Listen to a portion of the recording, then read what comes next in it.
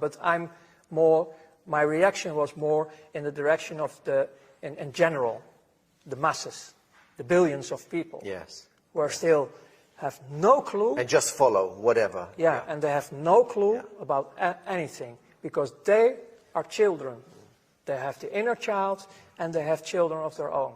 And we have to take care of this with all the people who are able to do this. Ronald, I still want to talk about the soul contract. Because at the level that the so-called Illuminati and these Babylonian agents are engaging a soul contract, one way or the other, with these higher intelligences. Yeah, they want to have us permanently enslaved. We understand that. How do these devils revoke that contract if they want to? How do they remove themselves from the contract? Is it possible for them to remove themselves? Times are changing. The world is changing. Many of these figures in this echelon are going to be seeing that they are on the wrong side of history. And they are going to want to transition. Is there any chance for them to do so? Yes. How? By the free will. The free will and making contact with the people who are already in the light manifestation. Okay. Because the group is growing. Yes. You are one of them. Yes. You are connected with many other people. I'm connected with many other people. But the game is over. You mentioned that when you were involved with this Illuminati echelon, you mentioned that you had no empathy. That you were calculating and cold, and you had the capacity to make decisions here, and boom, no heart connection. Yes, correct? We even laugh about terrible things. What was What was the transition that happened to you? When? On what day? What occurred to you to bring you out of this? It was the day I died. You witnessed something. I have seen myself. And I didn't believe it. It was the day I started to be aware that I'm much more than just a slave serving an evil system. Bravo. There must have been an event, Ronald, that happened. What happened on that day? What triggered this? When you're out of your body, you don't want to come back, actually. Because you start to experience a completely different life, a different world.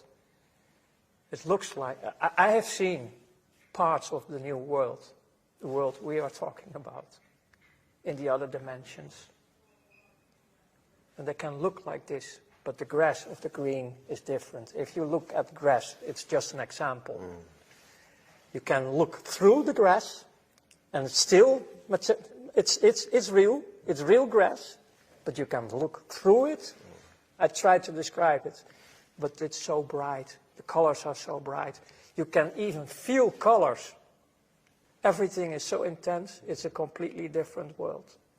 What brought about that metaphysical, spiritual experience of this death, this transition? What was it that triggered that? My heart stopped beating. Literally? Yes. I was completely out. You were at home? Where did this happen? No, it was on my work, and they called... medical service? Yeah, urgent... Ambulance? Ambulance. And they resuscitated you? The only moment I remember, besides seeing how they were doing all the work on my body, the real wake-up, coming back in consciousness, was a crying mother. She was the first one I saw back, yeah. So in a sense, you traveled back in the realm of the archetypes and you saw many things, but this was the one that made the impression on you, the crying mother. Yeah. And this is connected directly to the sacrifice of innocence. Exactly. Right. This is beautiful. Yeah. But later, because I needed to recover in my body, especially my body, even the bones of my back, they have to repair a lot of things in me. But during this recovery time, I was also in a private clinic in Luxembourg. And the girlfriend, well, sort of girlfriend I have from that moment who supported me, she showed me in the forest, in the dark, when I was able to walk a bit, vuurvliegjes. Or fireflies. Fireflies. But it's an insect, no? Yeah. And I didn't know anything about nature, so that was for me a Magical. miracle. It was really a miracle. My first contact with nature, because before that I was only destroying That's nature. wonderful. So about the first touch, I shared already, but after that there were so many other miracles happening in my life, also with other human beings, because, man, in this clinical part, my image about myself, I was so rotten. I have such a negative image about myself. In the clinic, I tried to destroy myself as well. Okay. It was not happening. I was swallowing a lot of pills to sleep and go away. Understand. But they took all the pills out of my body. And then there was a little boy who was also damaged in this clinic, and he come to me with a little Bible for children, and I can't remember the words he was saying, but it was touching my heart completely. The words he was saying out of this Bible for children. And that was also a deep, deep touch inside of me. And after that, actually, my whole life started to be with presence.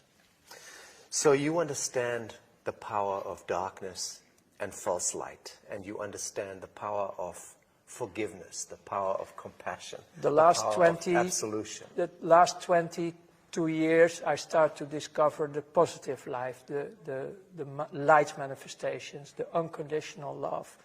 And this was growing so much that I have a direct contact built up with the source of life, what I call the creator of heaven and earth. Yes.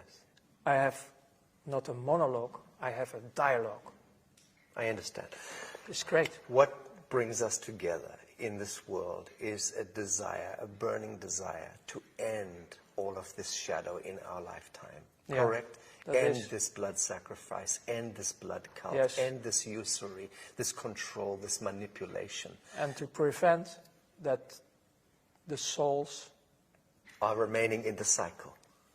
yes, and will not be captured, final, like in eternity, because they're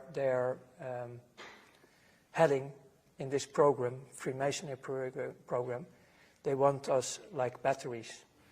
Ultimate harvest. Yes. Yes. And we are, based on the free will, we can choose completely different because we are free. We are 100% free. Yes. So we have to restore our position also on earth, Yes. on who we are Yes. as human beings. Yes. Because we are very, very powerful. Redemption, salvation, absolution. These are the words. Yeah. And this is the science of love that we are practicing with our work. This is the only way. It is the only way. Ronald Bernard, thank you. Thank you too.